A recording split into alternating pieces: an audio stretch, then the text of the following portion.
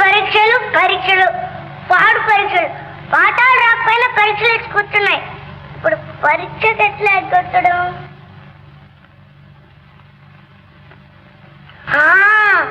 కడుపులో నొప్పి వచ్చిందని అంక పెట్టేస్తాను.